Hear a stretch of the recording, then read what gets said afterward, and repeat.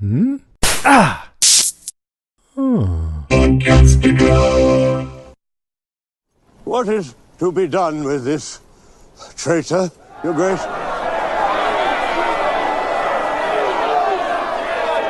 My mother wishes me to let Lord Eddard join the Night's Watch. Stripped of all titles and powers, he would serve the realm in permanent exile. And my lady Sansa has begged mercy for her father. But they've the soft hearts of women. So long as I am your king, treason shall never go unpunished. Sir Ilyn, bring me his head.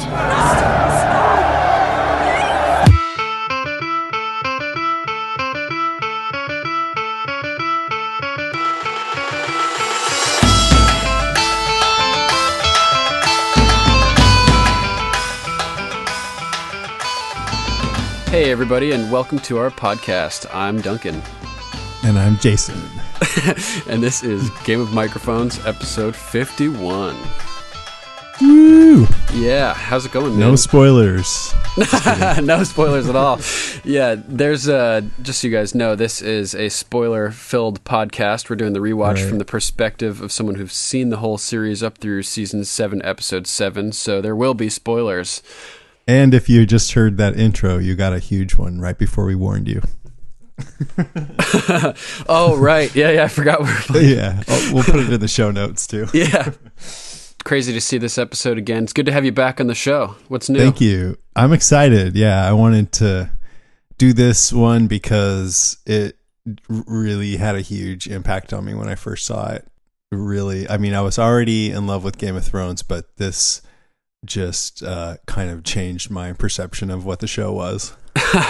Totally understandable. Yeah, it's pretty crazy to experience for the first time. I had the same type of reaction. I was totally unsullied at the time. I had no ideas about anything, so it was really shocking to see it. It's and it's not a happy occasion, but it's amazing. And seeing something like this with absolutely no expectations, and all, there are expectations because we've had hundreds of years of storytelling where we're conditioned to believe that the hero is going to come back and fight all the odds. Right. So that's our conditioning. That's the shocking part, is that the subversion or the subverting of the trope of the hero surviving. Right. And pretty so crazy. To get that without any inclination that it was going to happen is kind of precious, because you're like, what? Whoa, fuck! It's just such an intense experience. Yeah, you really got to give it to George R. Martin for that. Wow, craziness. So you ready for the top 5? Yeah. All right, let's do it. You start. Okay. The first thing I really wanted to get into is the battle strategy of Robb Stark in his first gambit in the War of Five Kings. Nah, I'm just kidding. Ned got his head chopped off. I thought you were dead serious there. I was like, oh, cool, that's my number 3. Yeah, that is kind of interesting to talk about. Yeah. But like I said, I feel like this episode is really where Game of Thrones asserted itself and kind of revealed itself. Yeah. We've already gotten the idea that, nice things don't always happen on this show, but the whole time you've got Ned positioned as the hero and these advertisements saying you win or you die. And little did we know that it was going to be choice B. Yeah, you never expect that. Yeah, you never would expect it's so that. Great. So I just sort of wanted to go back through my experience of watching this the first time.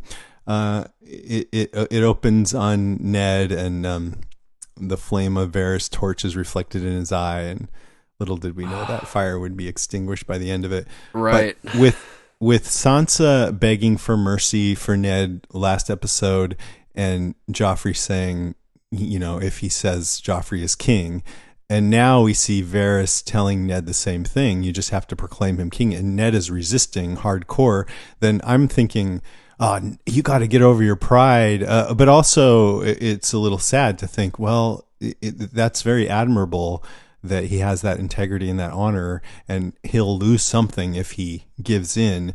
So that's what I'm thinking is the tension of the episode. Like, all right, I want him to do it to save himself, but if he does, maybe there's some other way for him to save himself. And so then it comes to that end scene, and Arya finds out, hey, they're taking him out to the Sept of Baelor. She runs through the crowd, and she's up on the statue of Baelor, and yeah, and she's at one point grabbing the hilt of her sword, and I'm like, oh, is Arya going to have something to do with how he gets out of this? And then Joffrey goes, my mother and Sansa asked me to spare him, and Sansa has a big smile. But they have the soft hearts of women. Sir Ilyn, bring me his head. I'm like, oh shit! Wow, this is really exciting. How is he going to get out of this?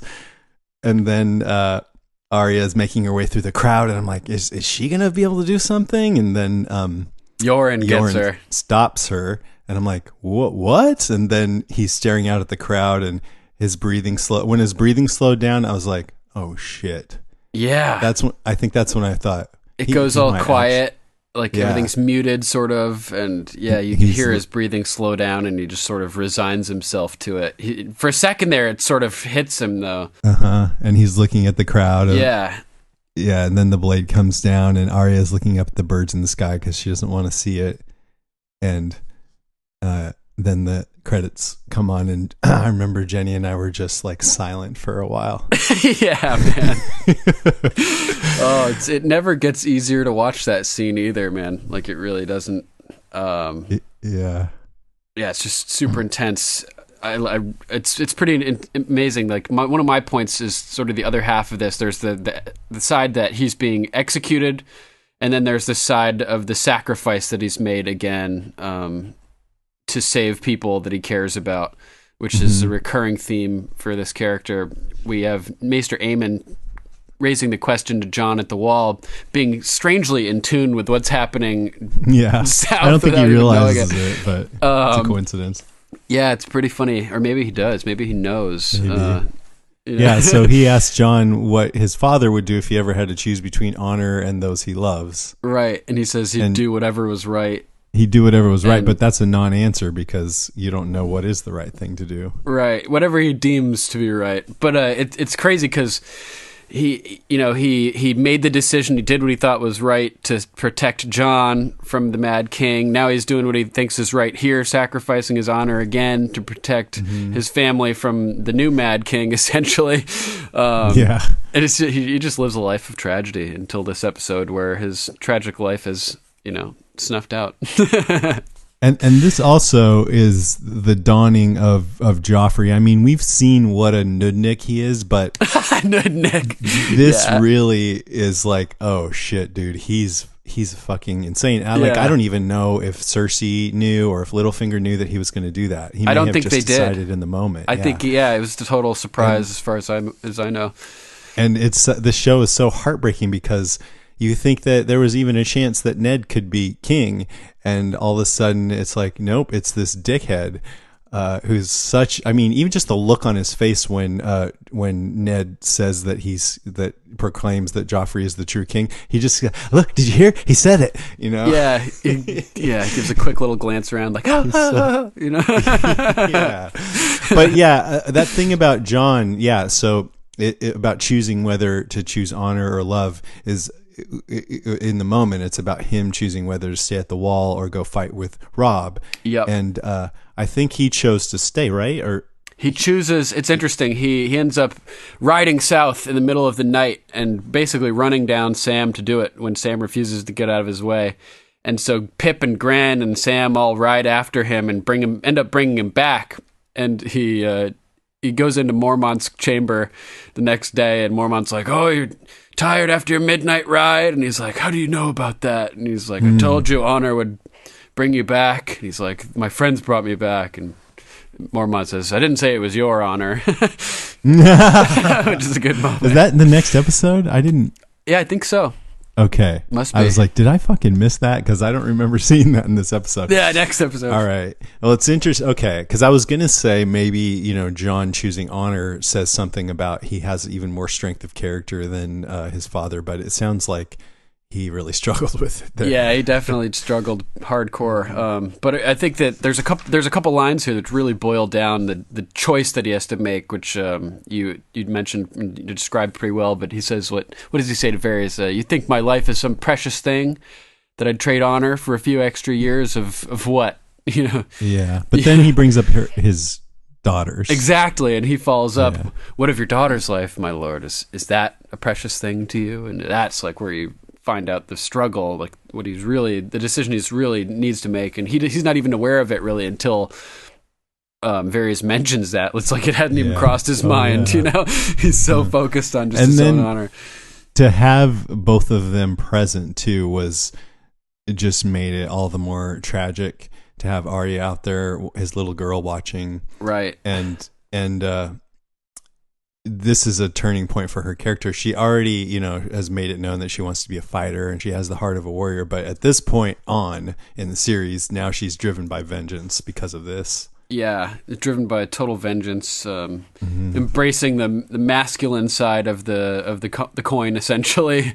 Sansa's all like the lady, and she's the tomboy, and it's symbolized when Yoren cuts her hair off at the beginning of the next episode, right? The transition where she goes full on tomboy. Yeah, I mean, she's just like, I don't care what my gender is, I'm a fucking fighter. Yeah, exactly. Like, this is what I am. Yeah, it's awesome. Yeah. It was interesting. I don't know if we've ever seen Arya ever express any kind of like attraction for anyone. What do you mean? I think so. Like a romantic attraction? Yeah. Yeah, I don't think so. Yeah. Maybe it's not important to her. Yeah, I'd have to think about that. Yeah, I can't. Yeah, it definitely doesn't seem to be a priority for her. Right, not at all. Unlike Robb, A couple other things. Yeah, Robb, that was his ruin. A couple other things about the scene. The crowd yelling at Ned, "You're a traitor!"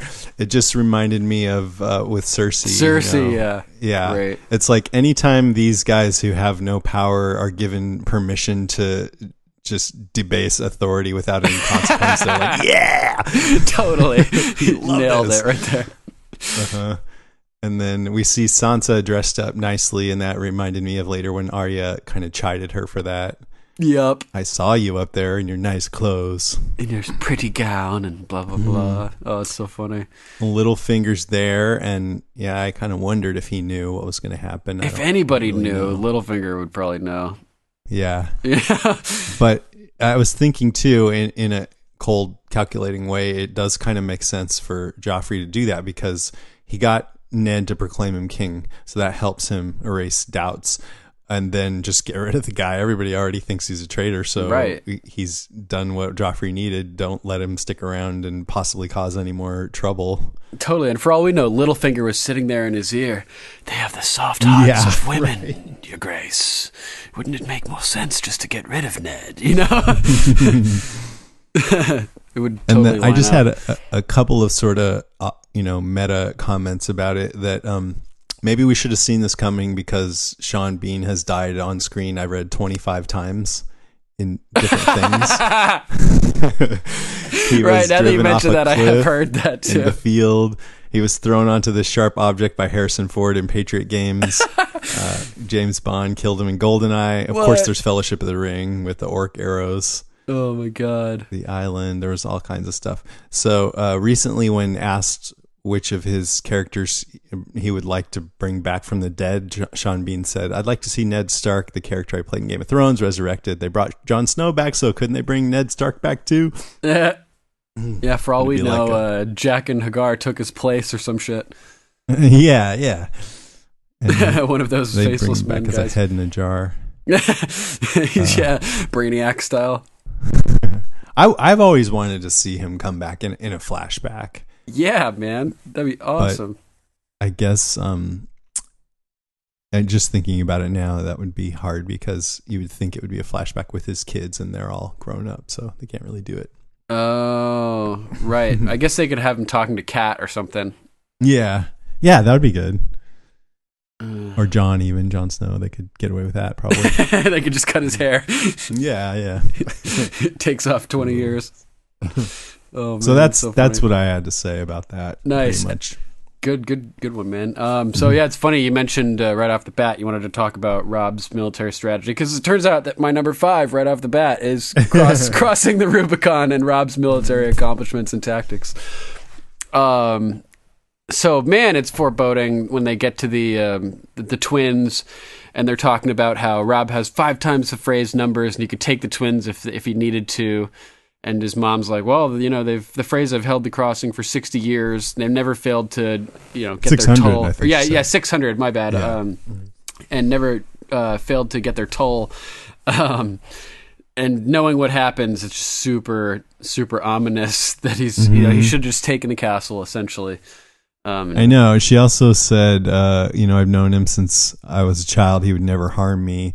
And right. it's like, Unless there's a profit. Or the guy said, unless there was profit in it, and right. actually, if there's vengeance in it, then he would. Because that too. Because the most important thing to Walder Frey is status, and he's obviously got a chip on his shoulder, and so by rebuffing him, and he also has all these kids that he wants to get married off. So by promising him her son and then reneging on that's just hit him where it hurts the most, because he already feels like everybody already treats him like shit, snubbed by everybody. Yeah. Yeah. Like they're constantly like just always snubbed, marriage proposals being turned down, or nobody showing up invited to his wedding. Yeah. Oh man, it's so funny. And man, Walder Frey is just the most disgusting dude. I know. It's so horrible. With his like bragging about his 15-year-old bride. She's my honey's all mine. Oh man. Yeah. And then even when he kisses her hand, he's a dick he's about so it. Gross he's like, about it. You come here. Yeah, he's like slobbering all over it. And he's such a dick about it. Like, maybe now that I've observed the courtesies, my stupid sons will shut their goddamn mouths. He's so That's gross. as nice and proper as he can possibly be. It's funny. I laugh at him. Oh, me too. I love him. He's so fucking funny, dude. Yeah. He's someone you love to hate, you know? And man, this actor is just phenomenal at Walder Frey too. Like, just the most decrepit, like, just gross, like, gnarly looking guy, weathered, and just so rough. It's hilarious, man. He's so obnoxious. funny. I think he's gonna be the first Doctor in a Doctor Who Christmas special where the current Doctor teams up with the first Doctor or something. What? No way. That's he's awesome. He's gonna play that part. Yeah, that's great. I love to watch that. I've never really watched much Doctor Who, but I would watch that for sure. Yeah. Yeah, he's just surrounded by his kids. It's so funny. At one point, Cat's making up excuses for some snub to his honor, you know, and he's like, "I don't need reasons. I need to get rid of sons and daughters." You see how they pile up, and it's just surrounded by all these kids and their kids, and it's a mess. The whole house Frey is just a mess, man. Just. Unbelievable. At one point, he refers to Rob as your boy and his corpses, his soldiers as his corpses. Give me one reason why I should waste a single thought on any of you. Stark, Tully, Lannister, Baratheon. It's great. But I don't believe that. I think he thinks about it a lot. Yeah, he totally does. And he says, your mother would still be a milkmaid if I hadn't squirted you into her belly. Oh, that's a great line, too. Or when my favorite was when Catelyn says, is there somewhere we can talk? And he's like, we're talking right now. Fine. Out, all of you. Oh man, what a conjure. So Cat eventually gets back to Rob's encampment there on the bank, and she is not excited about having to tell him the news of what he needs to do to cross. You know, she starts off small. She starts with the small stuff, yeah. Well, you got to take Oliver on as a squire, and he's like, and Arya has to marry Waldron. Yeah. Oh, she's not going to be happy about that. Yeah. and you're going to have to marry one of his daughters you get to pick. Well, have you seen them? Did you look at them? Oh, one was... Brutal, man. And then it turns out they had the pretty one hidden away. If only they had the pretty one out, then this whole thing might have gone differently. Right. He just wanted to torment them.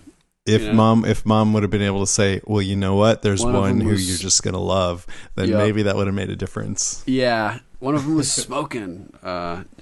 I think Walder just wanted to torture them as much as possible. Yeah, so he probably hid the pretty one, brought out all the undoing. Yeah. In the end, part of both the of pie them or whatever. Yeah. Walder got it. Rob got it. It was everybody's undoing, really. Yeah. Oh, that's hilarious. So, go ahead. Well, so he's in charge of this bridge between the two castles that crosses the Trident River, and I guess the river intersects through the narrow part of Westeros, right? So you really can't get across it unless you go across this bridge, or you go by boat, or you go way around. Yeah, you could cross where the Trident forks and cross like 4 rivers, or you could try to cross the main part where the Trident is one big river. And I guess the easiest place is the Twins. It just seems a little crazy that the toll is so high. It's like, maybe they should find another way. Yeah, especially since the Walder is a liege lord to Catelyn's father. Yeah, it's like marriage. That's the highest bridge toll I've ever heard of. What if you had to marry somebody every time you cross the Golden Gate Bridge? Yeah, and it's so funny too, because you're saying that obviously Walder Frey thinks a lot about this, and it's not like, why should he spend a single thought on any of them, and you can tell this when his move, what he really wants, what his leverage that he's using is marriage into Rob's family. Like obviously he gives a shit. It's so funny, man. Yeah, and this crossing is all his power in the world, and he's going to milk that for all it's worth. For everything. Yeah, they have this fortified location that they can control. But another part of this that I loved was just that Theon got such a kick out of the whole thing when Catelyn was telling Rob what the toll was. Right, Rob storms out, I consent. And Theon's laughing and kind of like looking back and forth with the Great John, I think. Yeah. Oh, man, that's so funny. That's good. So Theon's a bit of a dick himself. Oh yeah, not too bad, but yeah, he's a character for sure. Total douche in a lot of ways. Frequently, always got a smile. He's described in the books as always looks like he knows the answer to a joke that you don't, or something. That's good. I think the guy plays it pretty well then. Yeah, he does a real good job. Alfie Allen. People actually, a lot of people really rave about his performances. But yeah, this is the moment where Rob consents and the crossing begins, and it's like the crossing of the Rubicon moment where there's no turning back. Literally, after this, he can't even do it. He tries and gets killed. So. Yeah, then this comes into his next move, which is his tactics, and his deciding to split his army in two and send 2,000 to ride towards Tywin's host and 18,000 to ambush Jaime's host in the Whispering Wood, which is a brazen tactic that seems to have grandly succeeded at this point as he pulls in the Kingsguard captive, Jaime Lannister, which is interesting because I noticed that Jaime's wearing Lannister armor and not Kingsguard armor. What do you think's up with that? Oh, I don't know. Do you think that was a deliberate? I mean, I don't know. What do you make of that? I don't know. I'm really perplexed as to that. Maybe he doesn't have to wear Kingsguard armor all the time, or maybe he wanted to blend in with Lannister troops to make himself less of an immediate target for. I mean, I feel like it's a symbol of who he is. The Lannister armor. Yeah. Yeah, I mean, he's for sure. I mean, he killed his last king, so he's a Lannister. He's commanding. What forces? He's commanding Lannister forces, isn't he? Yeah, I think so. Yeah. So that also confuses me. I'm wondering why he's out there with Lannister armor and Lannister troops. As opposed to, I mean, maybe Joffrey gave him the order to intercept Rob's army or something. Yeah, much like The Walking Dead right now, and they're in the middle of all-out war. I feel like they're not being too explicit in all the details. Chain of command and whatnot. Yeah, and just the strategies. They talk about it some, but it's not the focus, and that's okay because it's a war and it's confusing. Right. So, but I liked the comment of that Rob made saying, I just sent 2,000 men to their graves. It was good that was weighing on him because that's exactly what he did. The bards will sing their songs, or will sing songs of their sacrifices. Yeah. They probably, I don't know if they put it that way to those 2,000 men. They were probably like, "You're serving a great duty now for honor," or something. Yeah. Like you guys are all going to die. Rob is probably like, "There's only 1,000 of them down there. You'll be good." Yeah. It's a recon mission. Yeah. Oh, brutal. That was pretty brilliant strategy, though, especially coming up with it on the fly like that when they brought in the Lannister scout in the last episode. Pretty. Although you would think maybe that when the scout came back and said to Tywin, he said, "You better watch out because they're coming for you," he might suspect that. Right. It seems a little too forward. Yeah. Oh, really? He told you that? Yeah. It's hilarious.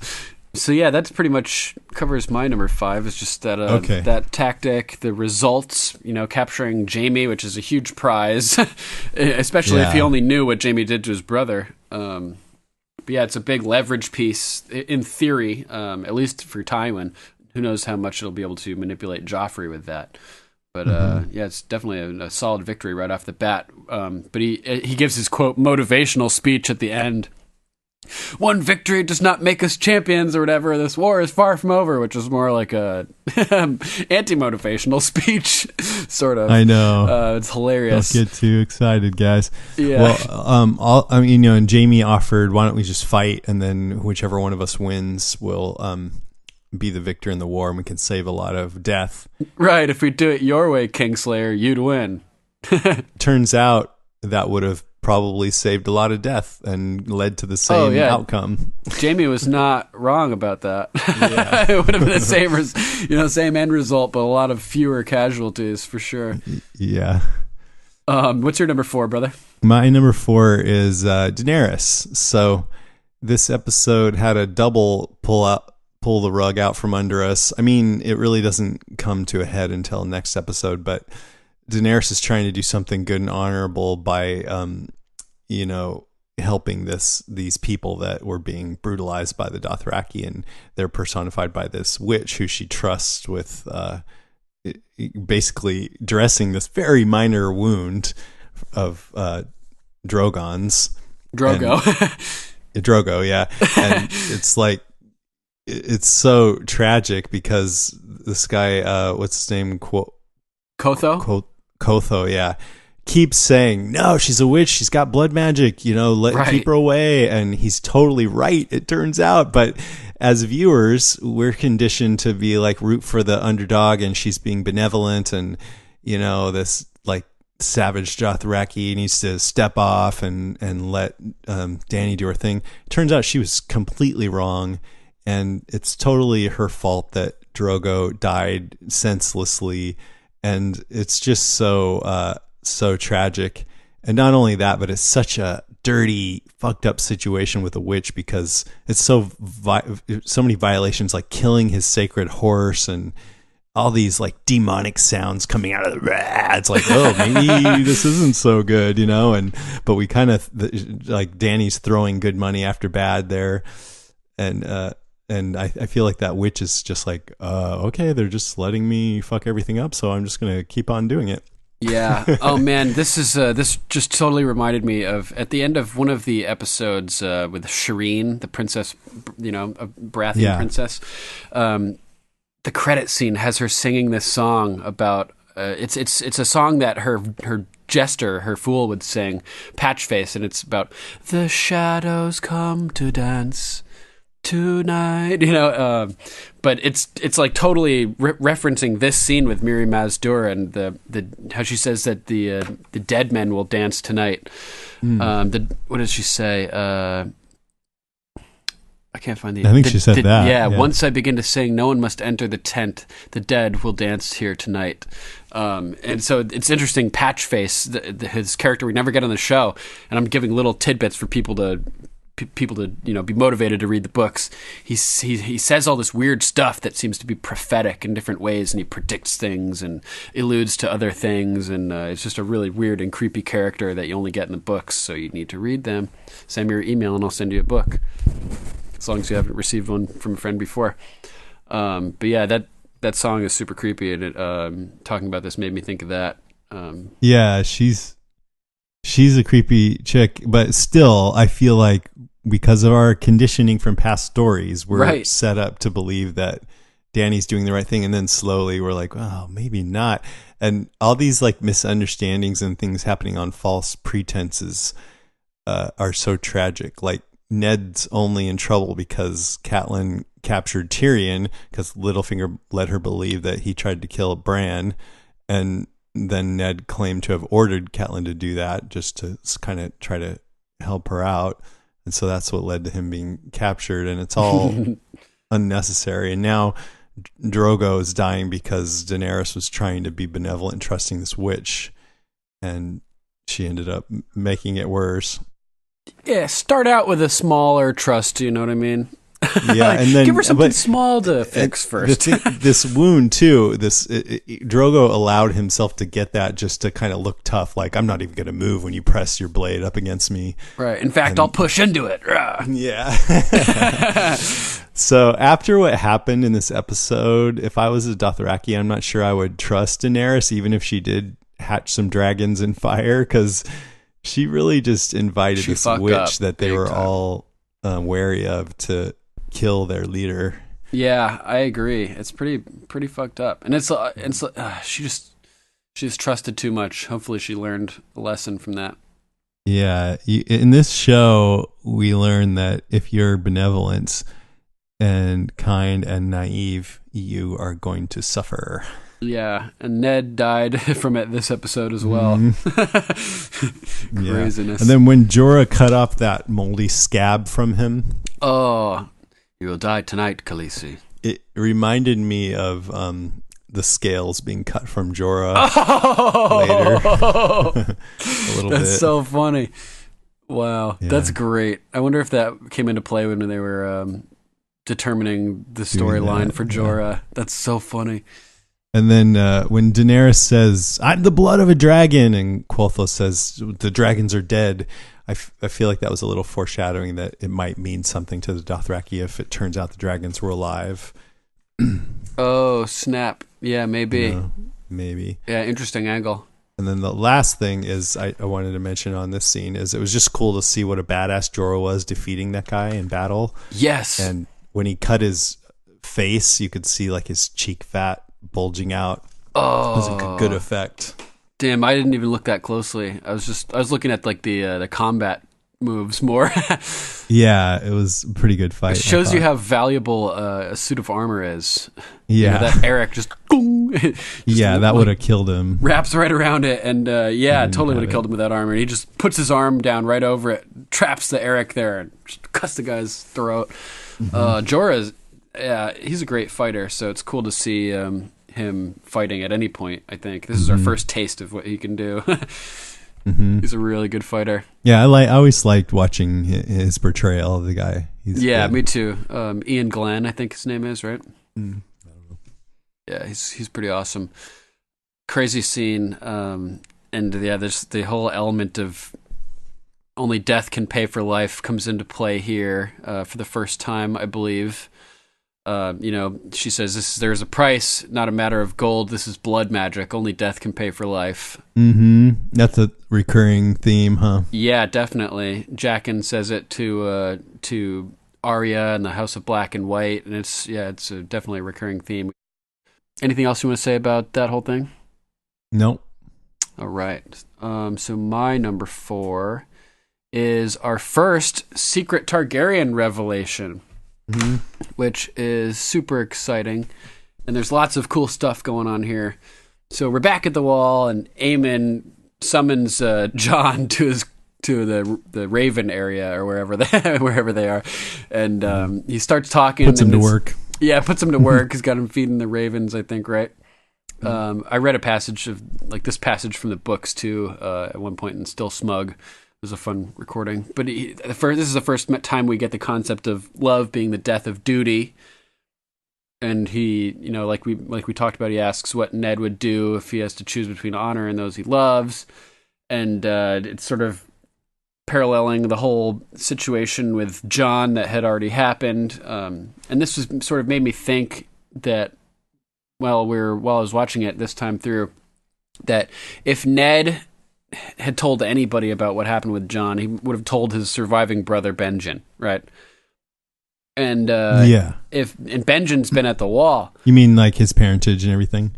Yeah, about like the truth about John. If something happens to me, like at least somebody will know, maybe from Ned's perspective or something.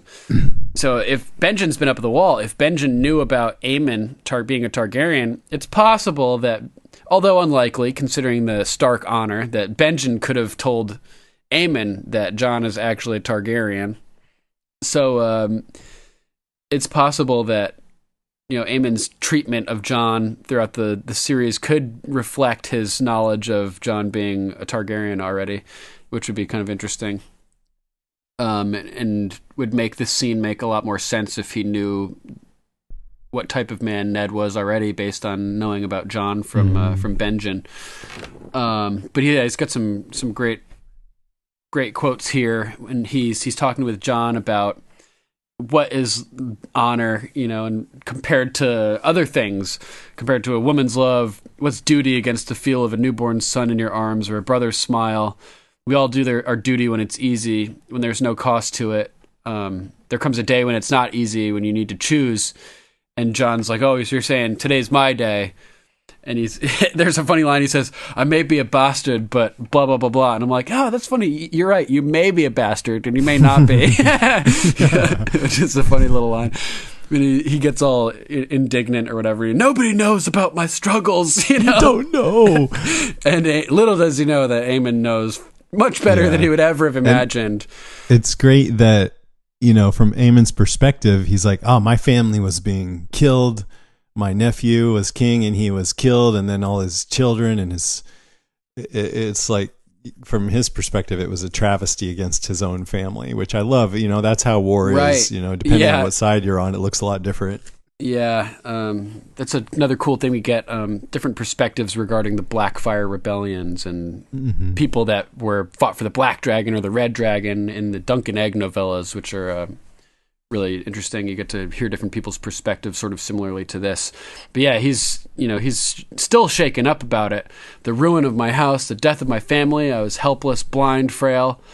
But when I heard they had killed my brother's son and his poor son and the children, even the little children, and Jon is just like shocked at this moment. The look in his face is priceless. He's like, who are you?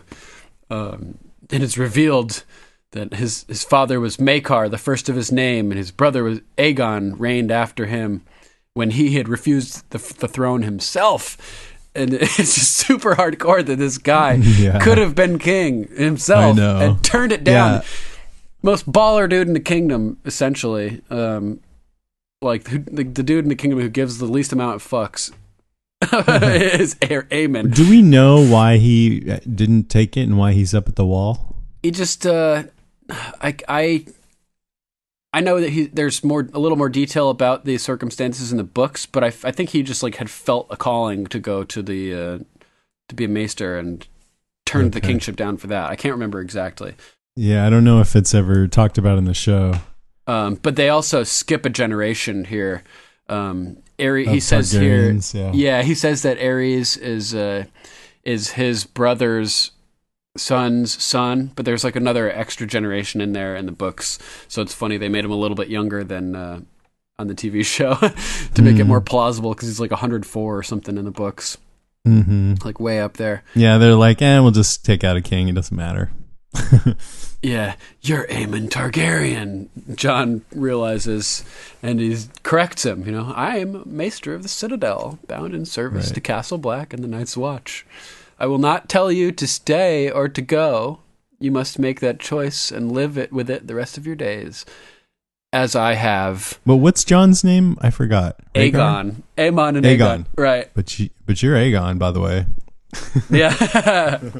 And his brother that he's talking about too, what is duty compared to the feel of a newborn son in your arms or a brother's smile. The brother he's talking about is also Aegon Targaryen. Egg.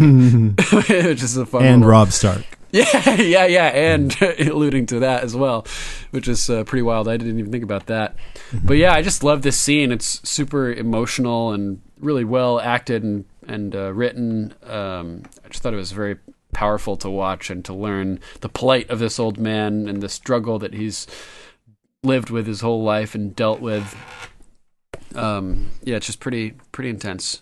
So that rounds off my number 4. What about your number 3? My number 3 is things that repeat in the series that were touched on in this episode. Sometimes it's things that repeat in the episode, other things that repeat over the course of the series. In this episode in particular, I noticed there were a few kind of prominent things with birds. I don't know if it means anything, but it was interesting to me. Like Theon shooting down all the ravens going to Walder Frey. Right, and then the birds fluttering off when Ned is killed. It's like, oh, it's a birthday. Right. Notice. At least that's what he wants us to think. That innocent bird died just to get the birthday card. Later, Arya twists that pigeon to death. Right. And then just drops it when she finds out, something's going on with her dad. Then we mentioned Jon was feeding the ravens at Castle Black. And then, at the very end, Arya staring at the birds in the sky as Ned has his head removed. So there were a few. I mean, there's always birds, the three-eyed raven, and just you see birds a lot, but that was a few. Another thing we mentioned is there's a lot of assholes in this show. Walder Frey is a big one. There's also Joffrey. Then later there's Ramsay. There's Cersei. We already dealt with Viserys. There's Gregor Clegane. There's Septa Unella. There's the Night King. It's just an endless list of assholes. Yeah, that's great. We should do a who's the biggest asshole contest or something. And then there's kind of like demi assholes like Jaime, who starts off seeming like a full-on asshole, but or the Hound. The Hound, exactly. Ilaria, I guess, is that her name? Ilaria Sand. Yeah, she's like a reverse demi asshole. She starts off kind of cool and then turns into a big asshole. Yeah, Euron. I mean, I would say he's a total asshole, but some people seem to like him. And even Oberyn, he could be an asshole at times. Theon. Oh yeah. Alistair. Oh, we never mentioned what's his face? Janos Slynt either, right? Mm-hmm. Ilan Payne. Ilan Payne, is he an asshole though, or is he just a robot? Maybe not. Yeah, like even Qyburn. That goes wild. He's a scientist. But he's a creepy fuck, that's for sure. I like that character too. He's a really interesting character. Yeah.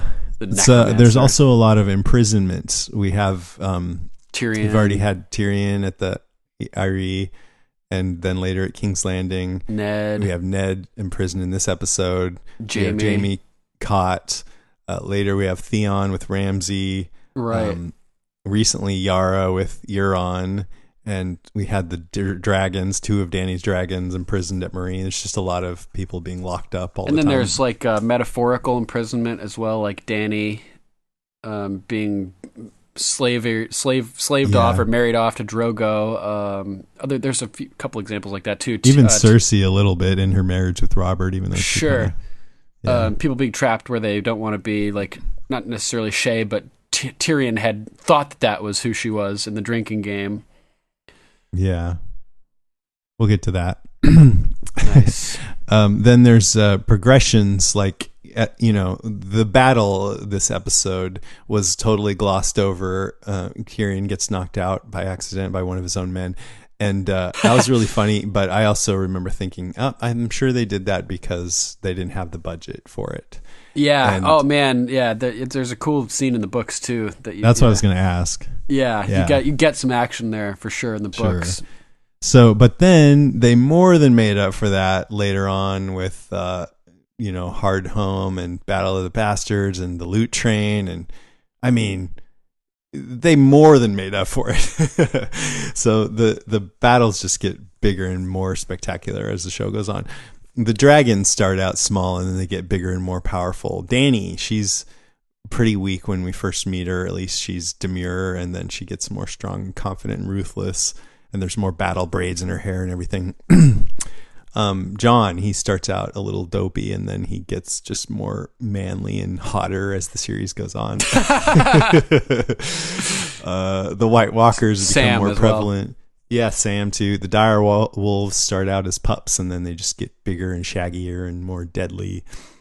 And John's coat gets shaggier too, it feels like. Even the zombies, the whites, they start, like in this or last week, that guy almost just seemed like a person who had the flu or something, but then they get all skeletal and decrepit. And Arya, she's more deadly as the show goes on. I'm sure there's more examples, but I just like how everything seems to ramp up as it goes along. Yeah, everything's accelerating exponentially. It's pretty wild. The last one is jockeying for the throne. That's a theme throughout the shows called Game of Thrones. And I just kind of really realized, looking back, with all the battling over the crown over the course of the series, especially these first few seasons, it's really Cersei who always comes out on top. The one who a lot of book readers, I think the book makes her seem kind of incompetent. But if you look at it, she married Robert and then mothered a child with her lover, her brother, but kept it from Robert. So that's Joffrey. And then she has Robert killed. We find out later it was because of her. And Joffrey takes the throne. And then, even though Stannis and Robb and, Renly and everybody are trying to, even Ned are trying to thwart her, she comes out on top of all of them. Joffrey dies, and Tommen too, both kind of indirectly because of Marjorie. Joffrey because Marjorie's mother Olenna poisoned him rather than have him be married to her daughter. But then Tommen kills himself when Marjorie dies out of sadness, and then still that leads to Cersei becoming queen. So this is Game of Thrones, and I'd say at least up until this point, right before the last 6 episodes, Cersei has won the Game of Thrones. Yeah, I mean, definitely, she's the reigning champion for sure. Yeah, we had the podcast meetup last weekend in Atlanta, and I was telling people jokingly that our podcast was like Game of Thrones, and that I employed a hostile takeover. Yeah, that's why I called it Game of Microphones. Yeah, exactly. It tends to, hey, the game's not over yet. Yep, that's one thing that's fun about the rotating co-hosts as well. Yeah. So it gives you that vibe. That's it. All right. So my number 3 is The Gift of Longclaw, which is a really amazing moment. John is waiting for Lord Commander Mormont, and he walks in and says, when does Aemon think you'll be able to use that hand? Soon, he says. Good, you'll be ready for this then. And he busts out this badass sword, and it's just a really powerful moment. He looks like he's like brimming with excitement to be able to give this sword to John. Like he's almost honored to do it, as he tells him that the Mormonts have held the blade, carried it for 5 centuries. And he's sort of caressing the handle of the sword, and you can tell it's something really important to him. And he tells him that its name is Longclaw. That works just as well for a wolf as it does a bear. So he had the pommel changed to be a wolf for John because it was more appropriate. And it's just a really cool moment. Like, were you excited to see this again? Absolutely. I mean, if there's any question about Jorah Mormont's estimation of Jon Snow and the reason why he had him be a steward, this should settle it. That right. Valyrian steel is incredibly special, and this sword has been in his family. We know how important family is in this series. So it really set. But I mean, there is the fact that Jon saved his life last episode. I think that played into it. Yeah, pretty big, absolutely. But still. It's a big deal. It's huge. I mean, Tywin Lannister has been trying to acquire a Valyrian steel, just one Valyrian steel sword for his family for his entire life, essentially. His brother sailed off to old Valyria, to the smoking ruins, to try to track down the Lannister blade Bright Roar, and never returned. So for Jorah Mormont to just give Jon a bastard sword's worth of Valyrian steel is huge. It's just not like anything small. it's important. And I like that he mentioned it was meant for Jorah, but Jorah brought dishonor on the family. But also that he had the grace to leave it before he left. So right. It sounds like Jorah had an opportunity to, make off with it. And because we know that he is an honorable person, actually, that he probably said, okay, I don't deserve this here. He left it. Yeah. And it's only reinforced his sense of honor when he has the opportunity to claim it again when Jon offers it to him, and he turns it down and says that it was meant for Jon, essentially. He forfeited his right to claim it. Yeah, and seeing this again makes that scene. It was good to see this again after just having that scene and seeing that scene in season 7 where Jon offers it back to him and he doesn't take it. Yeah, I love all the season 1 throwbacks in season 7. There's so many good references, and it really ties the series together.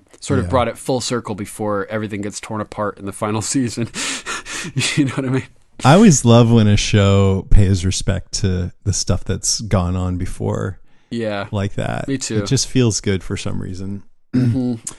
Now that we know Jon is more of a main character in Game of Thrones than we thought back then, because back in the first season, it still felt like Ned was the main character and here were some other important characters. Yeah, we're just seeing what's up with his family, essentially. Yeah. And then when Ned got killed, it still felt like, okay, this is more of an ensemble show. I thought, okay, Rob's going to be the new guy. Yeah. But now that we're 7 seasons in, it feels like Jon Jon and Dany are the main characters of the show. And as we covered in our news section, Jon recently overtook Tyrion with the most seconds on screen. Oh, wow. Making him de facto main character, sort of. Yeah, so he feels like the hero. So handing over the sword to him, in retrospect, it just fits right in with that hero's journey kind of feel of it. Yeah, and Luke being given his lightsaber. Yeah. And we've seen him kill White Walkers with this thing. So this is destiny. Yeah. It's something like metaphysical and amazing has just happened. All right, so what's your number 2, my friend? Let's talk about Varys a little bit. So I think we've already been saying this, but even now at this point, I still didn't know if I could trust Varys, especially with what happened with Littlefinger betraying Ned. And Ned, you can see Ned doesn't know if he can trust Varys, so I don't either. But looking back on it, he says he's an actor. He was brought up as an actor, and that his role right now is to be sly and without scruples. Yeah, sly, obsequious, and without scruples. Great. But he says it's a role, and so if you take that at face value, that means I'm playing this role, but actually I'm a good person. And it turns out that's pretty much who he is, Yeah, as far as we know, it seems to be true. As far as we know, yeah. You can't ever take anything for granted. But the one thing is when Ned asked, could you free me? And he goes, yeah, but I won't because I'm no hero. That was like, oh, well, maybe you could have done something even better right there. But I was wondering why he didn't do it. I was thinking maybe he would just be afraid of getting caught and having to, losing all his power and maybe dying or whatever. Just fear of the consequences. Yeah, it's pretty interesting. I'm assuming that's what I always thought as well, that he just knew it would end badly. Yeah, but it was sort of like, oh, well, that's not so cool. Yeah, you could have helped him, but you didn't. He's just like, nah, I'm not gonna. I'm not That's gonna great. do that. Sorry. And it sort of foreshadows the reversal, the opposite decision being made when Jaime decides to free Tyrion. From the same black cells in a couple seasons, which is pretty cool. Varys, though, like you said, seems to be a very consistent character, and he's the only character that has anything that he imagined coming true actually happen 7 seasons later that I can think of. Right off the bat, in episode 2, when they get to 2 or 3, when they get to King's Landing, Arya witnesses him in the dungeons walking along with Illyrio and Mopatis talking about the Dothraki and wanting to have them ride across the narrow sea to invade Westeros. So he's been planning on this from the beginning. And at the end of season 6, the last episode of season 6, we see at the end Varys standing on a Targaryen ship heading west across the narrow sea. So he's the only person who's had the foresight and the planning to to execute and influence events to exactly where he wants them X number of years into the future. Yeah. Which is pretty amazing. I think you've mentioned a couple of times that George R. R. Martin said that, there's two characters that he would never do point of view chapters with, and that's Littlefinger and Varys. Right. Yeah. And potentially others. Now we know that, Littlefinger's story's done. But I think he didn't want to reveal, because both of these characters are the mysterious, shady characters that you don't really know quite where they're coming from. And but what is now that? We know. Yeah. Littlefinger's a bad guy, and that's what maybe he didn't want to reveal. And we know Varys is a good guy. Well, we think that maybe the reason we never get a point of view is because that's still in question. We're just now so lulled into it that'll be even more surprising. Don't think so. At this point, it feels to me like he's proved himself, but like I said, you can't really take anything for granted. But just, for argument's sake, let's say, maybe Varys is they were yin and yang. He's the light side of the equation compared to Peter's dark side. Yeah. Oh man, that's pretty interesting. I really wonder. I would love to have a Varys point of view chapter. That would be amazing. There also in the books there's like other storylines happening and other things that may suggest that there's more to Varys than meets the eye as well. Okay. But it's like none of that stuff is even included in the TV show, so it's totally possible that they're different, or that in both cases there's nothing more to it, which is it's fascinating. It'll be interesting to see how they compare once both series are done. Yeah. Anything else you want to say about Varys? Nope. One thing that would be cool if we got more of in the TV show is a little interesting thing from the books is he is a master of disguise. And we never really get that in the show. Like he always is extravagantly dressed and everything when we see him, and that's his like shtick. He's like he said, he's a master actor. So whenever he wants to be seen, he's like puts on this performance of Varys, and then on the side he'll sneak around wearing like beggar's clothes with fake warts and like other like crazy stuff to disguise him, so he can do all this nefarious activities like without being noticed. It's pretty interesting element of his character that hasn't really been explored on the TV show. But yeah, read those books, people. My number 2 was Ned's sacrifice, which we kind of already talked about. So I will jump to talking about Tyrion instead.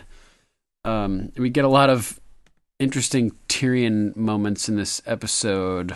We find out that he's going to be in the vanguard of the battle, and he's sure that this is a plot of his father to have him killed.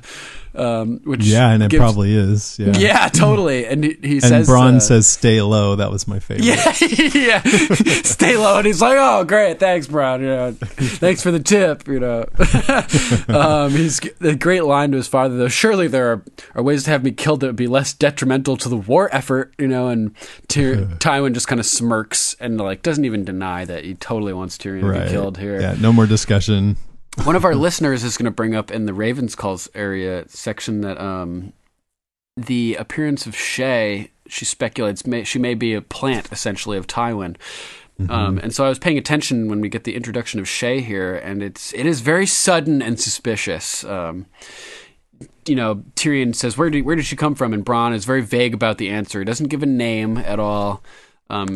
Gives a brief description, and it says a ginger a few tenths down.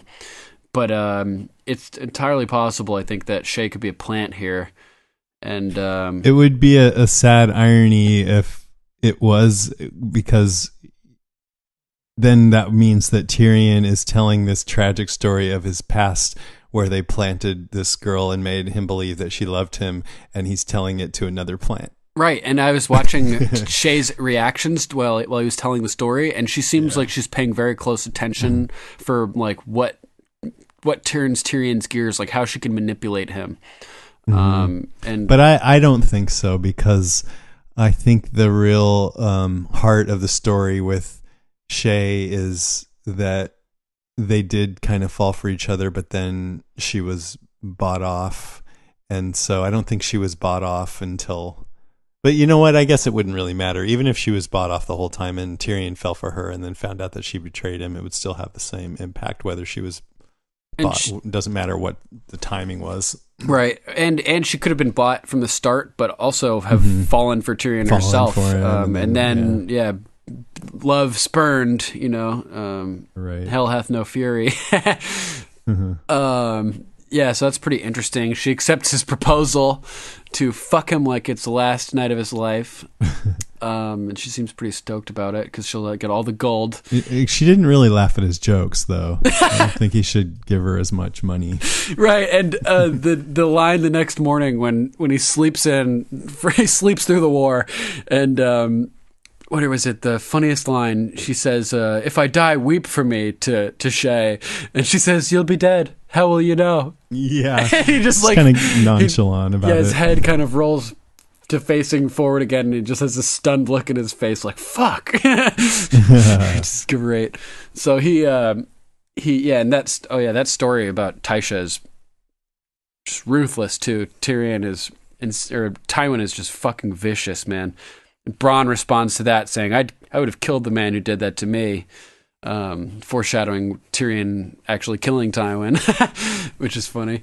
Yeah, I mean, what I like about Tyrion is, he says, I'm fun to be around or whatever, I'm good company. She goes, who told you that? Women you pay? Yeah, that was amazing too. I just get the feeling he's confident in himself, and he knows that when people first meet him, they'll see his what he looks like, and some of them, or a lot of women, might be turned off. But that's why he likes prostitutes, because he pays them and overcomes that initial barrier, and then they do seem to have a good time with him. Right, Roz seemed to, and so he knows. I think he feels confident in his personality. He's telling jokes to later on to the slave guy. Shit, I forgot their names. But Daenerys's people. Right. Oh yeah. Missandei and Grey Worm. Yeah, and Grey Worm. Yeah, and I thought you were talking about to the people who took him as a slave. At first. Oh yeah, he's always telling jokes to everybody. Yeah, that too. And he wins them over, even in this episode. A dwarf-sized cock, think again. Or when he's talking about, they say, how do you want to die? And he goes, when I'm 80, with a cock in a woman's mouth. Oh, let's keep him around and he can entertain children. But so he knows he's got something going on, and he doesn't seem angry about being judged by his appearance. He seems sad about it, though. He's got a deep sadness to him. Yeah, he's disappointed for sure. And I think that was a great analysis of Tyrion and the way, like his the way he breaks the barrier with the whores, and then they discover who he really is and end up liking him. Just like with Roz, like you said, I don't think I've ever heard anybody really mention that before. It's a really good analysis, I think. Yeah, and he might not get to know somebody else because they won't give him the chance. Yep. Yeah, it sucks. And Shay, this is the first appearance of Shay. She's from the free city of Lorath, I read. That's the same place that at least the persona of Jack and Hagar came from. Oh, interesting. But I read that her background was changed from Westerosi, which I guess it was in the novels. Interesting. Because I don't remember that. To accommodate the actress Sibel Kekeli's German accent. Which she does French on the show. Oh yeah, well it says she's German, but maybe she has a French accent. I don't know. Anyways, we don't. So she's telling. They're playing the truth game, which is where you try to say something about the other person's past, and if it's true, they have to drink. She keeps telling Tyrion to drink, and I feel like after we know what ended up happening with her, where she totally betrayed him, that we also can't trust any of her answers in this drinking game, and I don't think we ever really learned her true past. Anything about her. Yeah. But it was hard to look at her in this episode and not think about what she ultimately did to him, Yeah, and we get to see a a little bit of her ruthlessness come out too when she says, "Don't talk about my father and mother ever, or I'll carve your eyes from your head." Yeah, and she just Bronn has an anger to her. Yeah, she's right. definitely I was has never a ferocity. attracted to Shay. I never thought she was an attractive person because she seems just to have this underlying anger to her. Yeah, I could see that for sure. Mm-hmm. Definitely. So I think you and I should play the truth game. Oh, really? Okay. Yeah, just one round. One round of it. You want to go first, or should I? I can't think of anything, so you Okay. you go ahead. I haven't thought of anything ahead of time, but let me think. I think that you at one time drove recklessly. Yeah. Yeah, you're right about that. I think Woo! my top speed was 145 in my BMW 7 Series 88. I had a feeling. On a section of 395 in Connecticut, that's like a 3-mile straightaway. And let me tell you, when you're going 145, it feels like first of all, you touch the wheel and your car flies from lane to lane. Yeah, it's a little like shaky, right? Yeah, and if somebody else is driving highway speed and you pass them going that fast, it's like they're stopped and you're going highway speed, which is pretty crazy. Okay, your turn. Oh man, I feel like you've traveled a lot. Didn't you already know that? Well, yeah, true. Well, yeah, now that I'll give it to you. Yeah, that's true. I knew you went to Walker Stalker cities. Oh no. Okay, well, yeah, I've been to India and Thailand and all around Europe and stuff. So yeah, I'm drinking. Nice. Oh, yeah, I got a drink too. Nice. I feel like that was a really weak statement, but hey, you got it though. Not everyone's traveled. Yeah. In fact, here's what happened: is years ago, I was on online dating, and I met this woman, and she was pretty fantastic, and we were out on our date, and she asked me about traveling, and I said, yeah, I want to go here and there and there. And she's like, where have you been so far? And I'm like, well, nowhere really. I went to Canada and I went down to Mexico. And she's like, I always wonder when people say they want to travel, but they haven't. And it really got me. And then we didn't go on any more dates. And I'm like, she's got a good point. I need to fucking get out and go. So then I went to India pretty quickly after that. And it was an amazing trip. And I kind of got the bug. Nice. That's so cool. So yeah, Shay takes her turn in the drinking game, and we hear the horrible story about Taisha and how the silver was, the coins were slipping through her fingers and rolling onto the floor. And fucking shit, I would have totally killed Tywin too. I'm amazed that Tyrion didn't kill Tywin a lot sooner. Jesus. Yeah, he's an asshole. We didn't mention him, but he's a big asshole. Yeah, he's an epic asshole. So yeah, we get the next day, he wakes up and he goes out and promptly gives a little speech, and everybody's super stoked. We get to see Shagga, who is at one point also Tywin makes a point like, well, they're going to be the vanguard. They better, be worth all this steel we've given them. And Shagga has 2 huge double-sided axes that he requested personally for their steel haul that in exchange for Tyrion's life. So he's got these big axes, he bangs them off each other, and everybody's chanting, half man, as Tyrion tells them, let's win this, and you guys go on to take back the Vale. And he just made their fucking, their century, you know what I mean? They got more from this chance encounter in the woods with Tyrion Lannister than they've earned in decades of operating as hill tribesmen of the Vale. So everybody's super stoked, and he's forward to battle, and they start running forward and immediately just overtake Tyrion, who finds himself in a sea of rushing barbarians at waist height, and he promptly gets duffed on the dome piece by one of the mallets with which he hooked up the tribesmen, which is so funny. And he just gets taken out. And they just kind of step immediately. on him. Yeah, they're trampling on him and whatnot.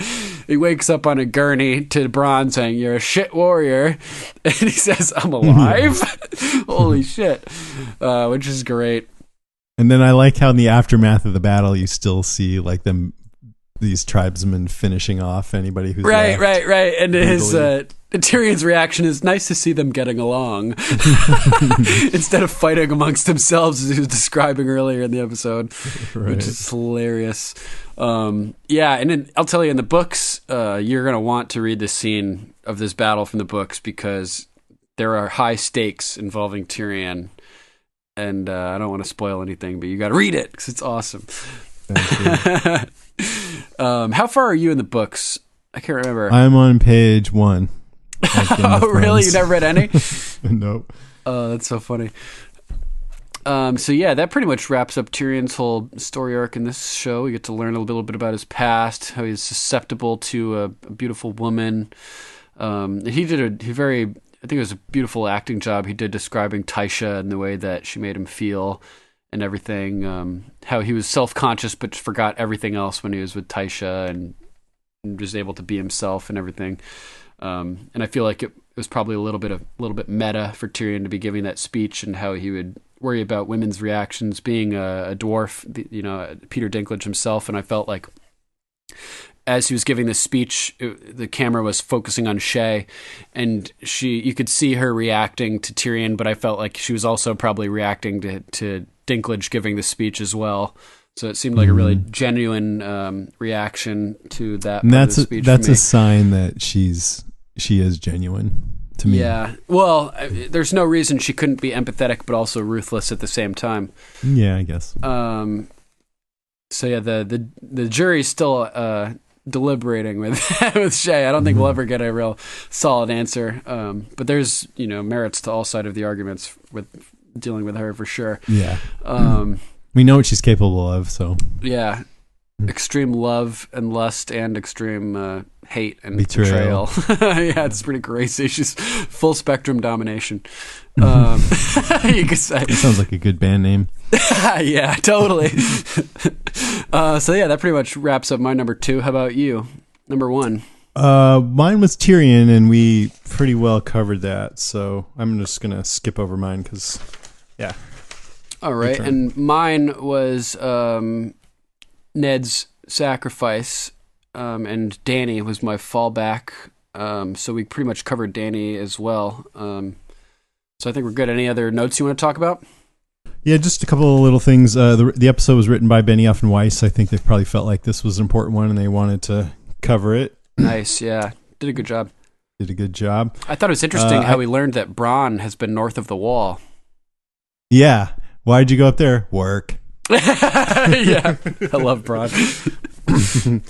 I didn't remember seeing Kevin Lannister in the midst of battle, later on when he was around in the council and just kind of grousing all the time. So seeing him now and making that connection, he seemed much more in his element on the field and more alive. Yeah, definitely. And this is like the second or third episode we've seen Kevin Lannister as well. And I also, having seen him later on in the series, had forgotten entirely that he was featured at all in the first season. So, it was impactful for me to realize that he was around as well the whole time. Mm-hmm.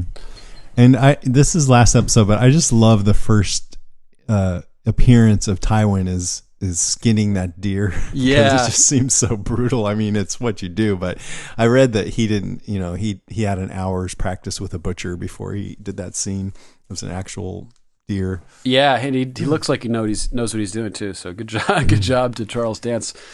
And then the last thing, we kind of touched on it, but yeah, the statue that Arya climbs up is of Baelor Targaryen, who was a Targaryen king known for religious piety and pacifism, and he's the one who ordered the Sept of Baelor's construction, later blown up by Cersei while everyone is inside. Yep, and didn't he die fasting for like an extraordinary number of days or something? Is that right? Being naive. Like as a religious act, and he just killed himself? Yeah, essentially, and it's sort of similar to a naivety killing him in a similar manner to Ned and various other characters in the story. Just being too good. Yeah, too pious, too good. It sort of fits that this happens with at Baelor's sept on the steps and whatnot. All right, we're going to take a little break. Stay with us, everybody. It's always summer under the sea. I know. Oh, oh, oh. The birds have scales and the fish take wing. I know. Oh, oh, oh. The rain is dry and the snow falls up. I know. Oh, oh, oh. The stones crack open, the water burns, the shadows come to dance, my love. The shadows come to play, the shadows come to dance, my love. The shadows come to stay. All right, we are back with the news. Take it away, Jay. Okay, it's from an article by IBT. I'm not sure what that is. International Business Times, maybe? Okay. It says, Game of Thrones actor Jason Momoa confirms secret wedding to Lisa Bonet. So Jason Momoa has finally confirmed reports that he has tied the knot with longtime love Lisa Bonet in a secret ceremony. I thought it was already known that they were married, no? I guess not, huh? I was unaware. I don't know, but it's secret marriage, Okay. kind of like Rhaegar and Lyanna. I knew they were together. Speaking into Entertainment Tonight's Carly Steele, the former Game of Thrones actor, admitted that he had hoped they could keep the wedding news to themselves for a lot longer. So I guess it was a secret. He says, I thought it would have stayed that way, but some asshole leaked it, and I will find you. The couple, I feel like we shouldn't be talking about this. But anyways, the couple who have dated since 2005 said I do at their home in Topanga, California in early October, and a traditional Maori haka was also performed as part of the celebrations. According to U.S. Weekly, Bonet looked beautiful on her big day, of course. Momoa, who was born in Honolulu, Hawaii, wore an unbuttoned white shirt and a lei. His famous locks were styled into a man bun. This is just getting crazier and crazier. I know. And next thing we're gonna find out, he like pulled out a deer heart, and there was like people fucking over in the corner or something. The haka is pretty interesting too. Remember? Do you remember what the haka is? That Maori dance. It's like a super aggressive thing that MMA fighters do. For instance, there's a video that it's kind of similar to his things movements and stuff he was doing in his rant in the Dothraki tent there. And he, in the audition tape for Momoa to get this part, he did a Maori haka ritual, which is like pretty crazy and intense. So this is a wild wedding, man. It's kind of like a Dothraki wedding. How many people died? They definitely picked the right guy. Yeah. It goes on. Amongst the guests was Zoe Kravitz, Bonet's daughter, with ex-husband Lenny Kravitz, and newlyweds Michael Fassbender and Alicia Vikander. Oh man, they got married. They attained their marriage license at the Los Angeles County Registrar Recorder / County Clerk's office on October 2nd. Although the couple only recently walked down the aisle, Momoa has often referred to the Cosby Show alum as his wife. Okay, that must have been what I heard. They shared 2 kids, daughter Lola, 10, and son Nakoa Wolf, 8. The actor said, "You know what, G? It's just a gathering of our families and a celebrating our love." The actor who played Khal Drogo on Game of Thrones can next be seen as superhero Aquaman in the new film Justice League. I'm so stoked. Yeah. Singing praises about Nicole Kidman, who plays his mother in the film, Momoa said, "I love working with Oscar winners. It was amazing. There are not enough amazing things I could say about her. She was beautiful, and it was just an honor for her to play my mom." Justice League is set to release on November 17th in the UK and the same date in the US. So that is 8 more days as we're recording this. Nice. Mm-hmm. Our next item is from Winter is Coming. Game of Thrones Theory Corner. Isaac Hempstead Wright thinks Bran is caught in a time paradox. Theories and speculation are the lifeblood of the Game of Thrones fan community, but it's not a phenomenon restricted to fans, as the stars can also get in on the fun. Isaac Hempstead Wright, Bran Stark, isn't an all-knowing seer, but he plays one on TV, so, so theorizing about the deeper mysteries of the show is right up his alley. Wright revealed an interesting one to Time. I like the idea that it's actually a full circle and Bran becomes the three-eyed raven that was in his dreams when he was younger. I like the idea that it's a deterministic, destiny-driven thing where the old wise man went back in time as a three-eyed raven to tell the young Bran to go north to the cave, and it's a paradox. Well, now I'm just depressed. Wright's theory could mean that Bran sent himself to his own death at the hands of the Night King. Can't the Starks have anything nice? Although yeah, true. Well, the three-eyed raven is dead, which would be himself. Oh, I see. Got it. Yes, you're right. Yeah, he would be dead. Yeah. Although the old three-eyed raven's final words could lend some support to the theory, the time has come for you to become me. We hope he meant figuratively, though. Either way, Wright remains a huge fan of, well, fan theories. Discussing the show with fans is one of the highlights of his stardom. My favorite fan interactions are always when someone has something to say about the show or some kind of theory, because I'm a big fan of the show as well. I think I speak for the whole cast when I say that we all love this television series as much as everyone else does. So when someone comes up to me and gives me a theory or asks me my opinion on something, I love being able to talk about that. We admire and share Wright's enthusiasm for the show. Discussing theories with fans might be a paradox of its own, though. How do you discuss the show without revealing all of your inside knowledge? Seeing as Wright has surely read the ending by now, can we take it to mean that this is not how the show ends? Not that we would complain if Wright let something slip. Yeah, did he say this after he had read the end? If so, then it's probably not the end, or else he's in trouble. Or maybe, I mean, the end, as far as we know, like when this series ends, he's still his current age, so he might have to live a lot longer before being able to make the determination that he's the same guy, unless you scanned all of time. Who knows? Yeah, man, hearing that he likes talking about that stuff makes me think we should try to get an interview with him. That'd be cool. That'd be awesome. That'd be really cool. Next, article by Bustle Magazine. Dolores Ed will be in Game of Thrones Season 8, so the Night's Watch might not be done just yet. I don't know why anyone would think the Night's Watch would be done, though. It says the wall came down in the Season 7 finale of Game of Thrones, but that doesn't mean that the Night's Watch is off duty just yet. In an interview with the Chronicle Live promoting men's health awareness, actor Ben Crompton revealed that Lord Commander Dolores Ed will be in Game of Thrones Season 8.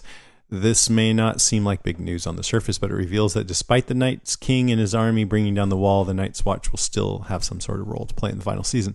It's important to remember that the White Walkers chose a portion of the wall that was put out of the way in order to begin their march on Westeros. As Crompton explained in his interview, insert your best accent, Duncan. Okay, you read that part. Shit, I don't know if I can do a Dolores Ed.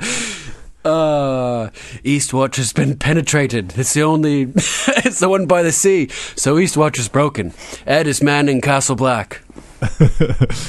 So despite the carnage in the finale, that means there are still men of the Night's Watch alive. You can bet that they'll either be the first people south of the wall to face the White Walkers. Yeah, I'm sure they will. or they'll be... what does that say? Heading to Winterfell to help Jon and the rest of the North deal with the coming threat. Fingers crossed that Ed will live long enough to reunite with Jon. I would not count on that. I hope so. I hope it happens so. I like Dolores Ed. Filming, yeah, me too. Filming on Season 8 began in October, or it's like right now. So it's still early days yet. But Crompton did reveal that he was at the script read-through that his co-star Kit Harington mentioned last month. That means that whether or not he makes it to the final episode, at least Ed knows how this story ends. While he was appearing on the British chat series The One Show, Harington discussed the emotional table read of the final season. He said, I cried at the end. There wasn't anything in particular that happens. You have to remember I've done 8 years of it.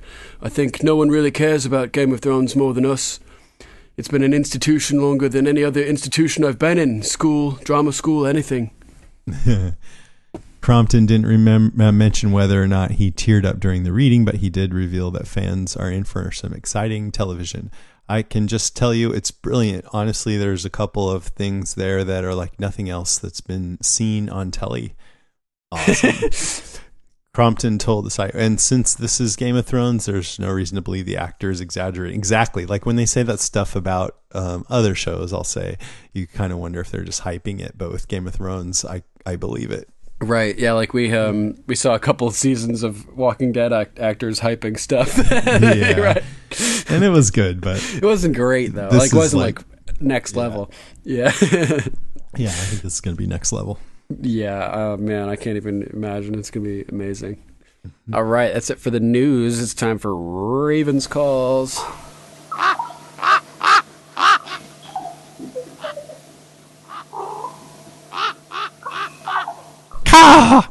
That's what rock-a-doodle-doo. All right, time for Raven's Calls. Okay, Carolyn Grenier says, R.I.P. Ned. Yep. Wendy Eppers, hi Wendy, says, I love the opening scene with various torchlight reflecting in Ned's eyes. Such a momentary thing, but it just goes to show the care they have into putting to put into every inch of film.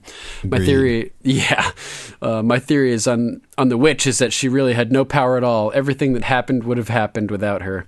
Drogo got blood poisoning and fell into a vegetative state. Dany lost her baby because no, I can't believe that because we heard demon sounds and roars coming.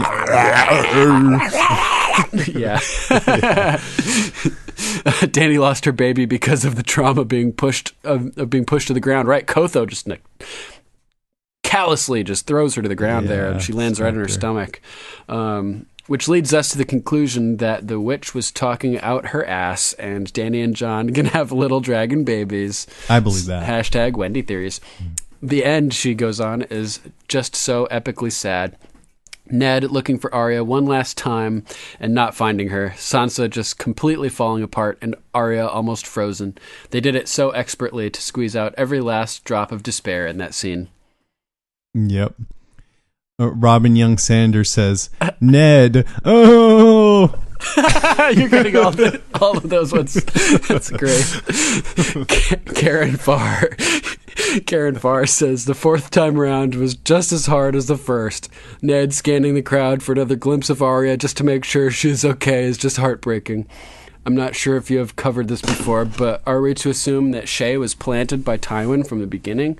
Tyrion asking where Bronn found Shae sounded so suspicious this time around. And this is our listener that I was referring to beforehand, Karen. And wow, yeah, it's interesting question. Yeah, maybe. I mean, maybe she was a plant. Yeah. Rachel Campbell says, Ned, no, I'm just kidding. Says, 1, expect nothing from Walder Frey and you'll never be disappointed. Walder Frey is easily one of my favorite characters, even if he is a dirty old creep that names all of his sons after himself. I especially love how hard Catelyn tries not to roll her eyes at him when he's being himself. Yep. I enjoyed rewatching this scene, knowing what is to come for literally everyone in that room. Yeah, tragic. Theon snickering while Kat tells Robb about the deal made me want to slap him right in his stupid little mustache. Damn it, Theon, why are you like this? Also, I can't help but think that this must have been what became of Argus Filch after he got fired from Hogwarts and decided to make a new name for himself in Westeros. 2, that's a man's sword, and it takes one to yield it. Longclaw. Jon immediately lets all his friends play with it like a toy. I was thinking the same thing. I know. I was like, I don't know. Do you want to really give that to those guys and let them go off with it? The last thing Mormont said, go put your sword somewhere safe. Safe, I know. And how did they know he had it? Let's see it. Like, he just probably left right away. What's his face? The Smith was working on it and making the new pommel and everything. So some people must have known about it, and they just were responsible or cool enough to keep it a secret from Jon. The Game of Thrones version of borrowing your dad's car and promising not to joyride. Also, if we were to play a drinking game where we took a shot every time Jon's mouth was hanging open this episode, we would have all blacked out before we got to appreciate all the moments between him and Maester Great Uncle. Aemon. Yeah. R.I.P. Aemon. You were too pure for this world. Yup. And 3, quote, if we do it your way, Kingslayer, you'd win. We're not doing it your way. Yes, Rob, but which one of us is still alive for season 8? It seems like, to me, like Jaime genuinely harbors no ill will towards Rob, but just wants to avoid the massive bloodshed he knows is coming otherwise. Well, yeah, except I'm sure that Rob would probably have not survived that confrontation. Oh, definitely not. No chance. You may be right. He may just be being practical. Let's save some lives here. Yeah. 4, love is the death of duty. Maester Aemon says of Ned's honor, quote, he's one man in 10,000. Ned went against his own judgment to say what he thought might spare his life, but in the end he still ended up dying. I feel like a strong theme of this episode are the ideas of honor, sacrifice, and duty. As we finally see different parts of the story begin to weave together, we also see the characters in a place of relative peace for the last time. The silence at the end of the episode while the pigeons flew overhead was indeed the last calm before the storm. Such a fantastic setup for the season finale. Yeah. Yeah, definitely. Carolyn Ann Collins says, we're giving the final scene its appropriate stunned silence. Must have just finished it, and we're sitting there like you and Jenny. Yeah. We were just like, oh, shit. Yeah. Bridget McNeese says, I didn't watch the show when this episode initially aired, but I remember everyone going batshit crazy on the internet that the main character was killed off. When I finally came to my senses a couple of years later and watched the show and started reading the books, it was still really heartbreaking to see Ned's fate. I really like Sean Bean as an actor, but his characters don't usually have very good luck. So funny. Yeah, like you were saying. That was the thing, too, that losing him is... he was so good in it and such a strong presence that I felt like, oh shit, is the show still going to be good without him? Right. But it was. Oh man, he was a really strong presence. There's a moment in his interaction with Varys this episode where he seemed like a really strong character too. Becky Price says, I didn't start watching Game of Thrones until after this season had aired, and I was dumb enough to look at IMDb after the first couple episodes. Since I saw that Sean Bean was listed for only 9 episodes, I had a pretty good inclination that Ned was done for. Even so, it was such an emotional scene to behold. I loved that they showed the emotional reactions from both daughters, so wonderfully acted. R.I.P. Ned.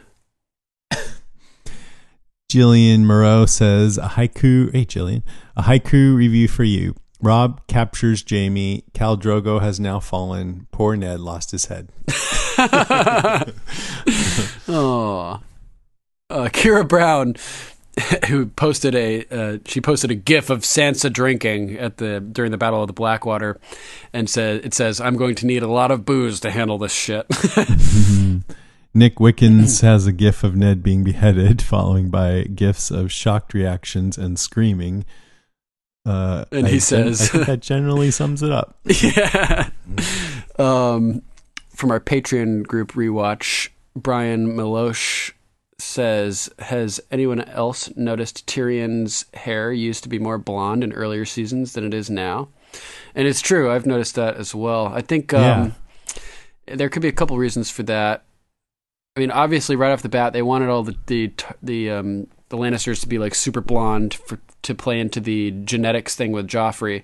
Yeah. But I feel like maybe letting his hair darken a bit could be a hint that he's actually a Targaryen. Yeah. Also, the further the Lannisters get from the Red Keep, the darker their hair gets. Yeah. Classic. Kristen Hal says, I really hate this episode. I'm so glad it's over. Now I feel I can watch the show without this hanging over our heads as something to come. Until, the Red Wedding. Come on. Oh, but we'll see his head hanging over our heads. Yeah. Pretty soon. That's dark, Kristen. Oh, yeah, it is. So we have a couple emails. Our first one is from Archmaester Rennie, and it's about last week's episode. He says, here are my observations about sticking with the pointy end, which, for what it's worth, is my favorite bit of sword fighting instruction ever. 5. You may be a coward, Tarly, but you're not stupid. Throughout the series, Sam usually manages to capitalize on being underestimated. Not only is he not stupid, but he isn't really a coward either. He's just smart enough to be really scared. The difference between him and others is that he admits his fear. Yeah, a coward is someone who's afraid and runs away, but a brave person is someone who's afraid and does something anyway. Isn't that what, isn't there an interaction between Bran and Ned about that too, where Bran asks him, like if it's normal to be scared, about and he whether says, you're or to be scared, brave, or, and you can only be brave when you're scared, he says, something like that. 4, Ghost. Such a cute little vicious direwolf puppy, and Greywind too. 3, Sansa and the Hound, the beginning of a beautiful friendship in a typically twisted Game of Thrones sort of way. 2, Arya's first kill, but not her last. Pigeon. Yeah. No, this is for last week when she kills the stable boy. Oh. Okay, And, it was her second kill. Their second kill. That's great. 2 episodes in a row, her first and second kill. And number 1, this is the first episode that was written by George R.R. Martin, and it opens with a slaughter. For somebody who's anti-war, he sure has an aptitude for killing off multitudes. Looking forward to your discussion. So, thanks, Archmaester Rennie, and you can listen to last week's episode for our discussion. Yeah, Rennie's cool. We met her in San Francisco. Oh, nice. Yeah, I've been looking forward to hopefully meeting her. From Caroline Collins. Hi all, hope I got this in on time for your recording. Each man has a role to play, said by Varys. I love this line. It's so vague, but it does explain Varys' point of view a little bit. He's not a major character, but he does make some big changes by forging alliances in season 6 and 7. And I think he's going to have a significant role to play in the last season. We've said before that he's one of those characters that knows a lot that we don't. And when he met the Red Priestesses in season 6 and 7, he seemed smug, then super wigged out when they revealed to him things he thought only he knew. Like the voice that spoke to him from the flames or the foretelling of his death from Lady Melisandre last season. Can't wait to see what happens. Me too. Yeah. Lots of foreshadowing and prep for the Red Wedding. Quote, enter the twins alone and he'll sell you out to the Lannisters or throw you in a dungeon or slit your throat. I have known Lone Walder since I was a girl. He would never harm me unless there was profit in it. Walder Frey basically says to Catelyn that the smart move would be to hand over the Starks to the Lannisters. Arya was betrothed to Walder Frey. She probably killed him when she extinguished the entire Frey family without ever knowing that they were betrothed. Yeah, I forgot about that too. Love is the death of duty. Ned gives up honor for Sansa later in the episode. Aemon even asks Jon which Ned would choose. Did he do the right thing? I wonder if it would have made any difference if Ned had stood his ground. Maybe Joffrey would have died sooner. If he'd stood his ground, why would Joffrey have died sooner? Good question. Yeah, I don't know. I mean, I think Ned would have died sooner. Around the same time. Jon is so brooding and woe is me, thinking he's the only brother of the Night's Watch who has had to stand on the sidelines and watch family die without being able to do anything. I just realized that Aemon and Jon are related. He's his great-grandnephew, right? Something like that. It's a neat scene anyway, learning Aemon's story without the Targaryen connection. Now it's twice the dragons, so twice as cool.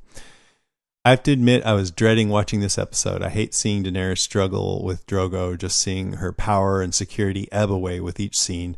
Of course, Ned's death and what Arya goes through is tough to watch too, but Tyrion's scenes make up for all the horrible stuff that happens because Peter Dinklage is just so amazing in this episode. He's the best. Yeah. Everything from the incredibly polite storming out of his father's tent to the great confidence he has with Shay to the exposition we get about Tysha. Is that how you say it? Tysha? Yep. The Tyrion and Bronn scenes totally carried me through the episode. Bronn says he knows a Bravosi knife game, the game of faces. Work took Bronn north of the wall. Is he a deserter of the Night's Watch? This guy is just an enigma. Miri that's says, a good question. There's a price only death pays for life. No, not your life, Khaleesi. Her eyes flick to Daenerys' baby bump. Once I begin to sing, no one can enter the tent. The dead will dance here tonight. It almost sounds like a dragon roar coming out of the tent. Thanks again for a great podcast, and stay warm down there in New York. Winter is coming. Winter is here. All right, we have a voicemail from Kira Brown. Hi, I'm not sure who's co-hosting with Duncan this week, but hi Duncan, and hi person who's co-hosting with Duncan. Hi. This is Kira, and I really did not want to watch this episode. I've been preparing myself and putting it off and putting it off. I didn't even binge watch the last 2 episodes until now, and I had to cleanse my palate after this episode and watch the next 3. But here are my top 5. Number 1, Varys and Ned. I don't understand what the purpose is for Varys to save Ned. Varys knows if he saves him, Ned, he's going to go to the wall where Aegon, is going to be. So again, why does that matter to Varys? Is it because Ned will tell Jon that he is the true heir? If that's the case, then Varys knows that Ned knows that Jon is a Targaryen. And yes, Varys, it is a pity. It's such a pity that Jon could have had another ally to guard him, but would that have had him turn out the way that he is now? Number 2, Walder fucking Frey. Number 3, Aemon. Number 4, Jesus, Dany and Drogo. Miri Mizdur had one job. You had one job, Miri. And I don't understand how people that are nomadic don't know how to build doors. That should be something that's pretty simple. You can build a tent, but you can't build a door. I don't understand. And lastly, but most definitely least, Joffrey. I have to wait 23 more friggin' episodes for that little bastard to eat shit and die. Valar Morghulis, bitch. His time won't come soon enough. Alright guys, catch you next episode. Bye. Yeah, I think I'd have to go back and watch again about Varys, but I felt like he's an honorable guy, and he knows Ned's an honorable guy, and that's why he was trying to help him out. Yeah, probably. Hopefully. I don't think it had anything to do with hoping he would go up and interact with Jon or something like that. He could have somebody else do that. It is interesting, though. I wonder. It's certainly a possibility, but I wouldn't necessarily say for sure. I mean, sometimes people just do nice things because it's the right thing to do. Yeah.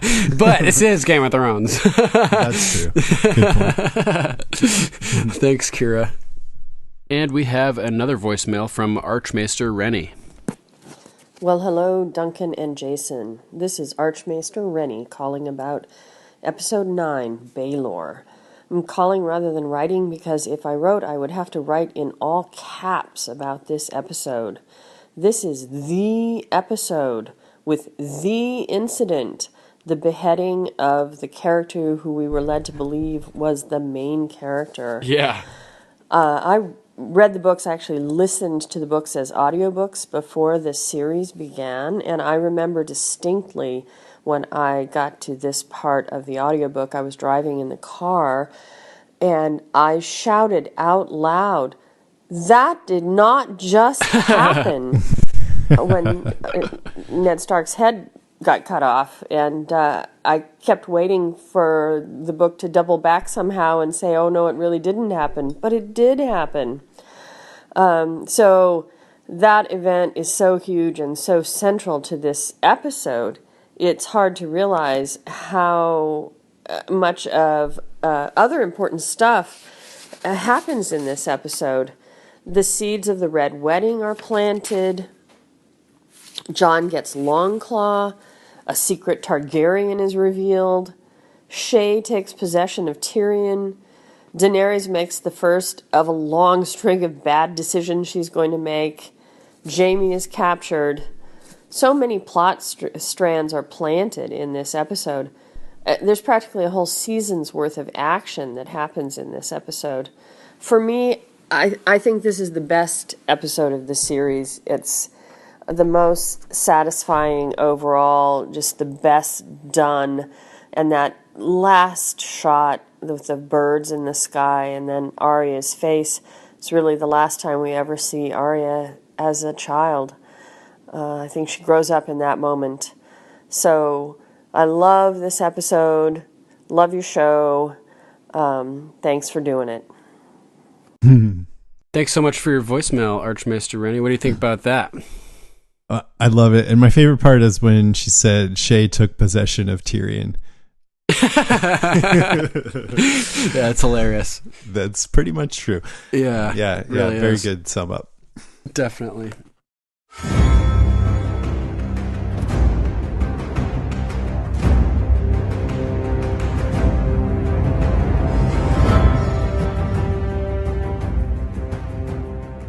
All right. That's our show, episode 51. Thanks for listening, everybody. And as always, a big thank you to Lisa Moreno and Lara Willie Swink for gathering Raven's calls and news. You guys are a massive help every week, and I really appreciate it. And yeah, thank you guys. Yeah. It's totally great. And of course, I want to thank Jason for for joining us again this week. It's always the best to podcast with you, my friend. So glad you could be here. It was good. Yeah, I enjoyed it very much. Nice.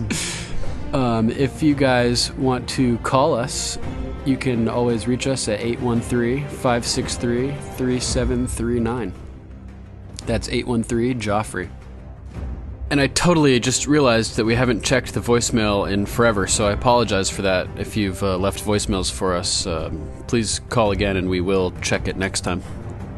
If you want to write in, you can email us at game@podcastica.com.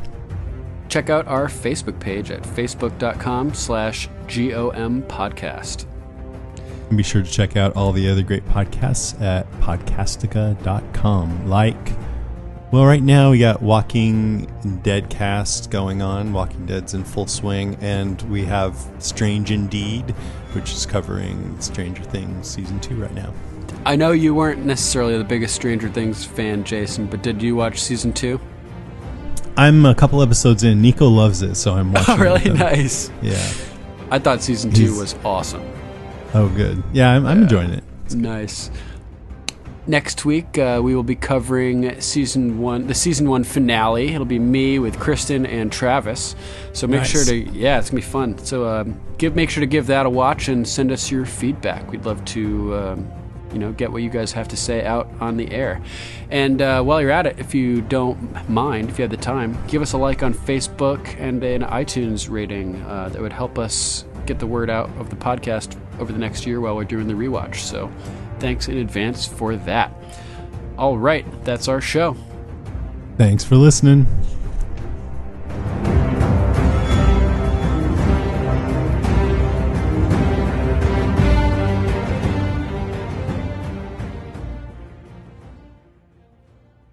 You're a shit warrior. I'm alive.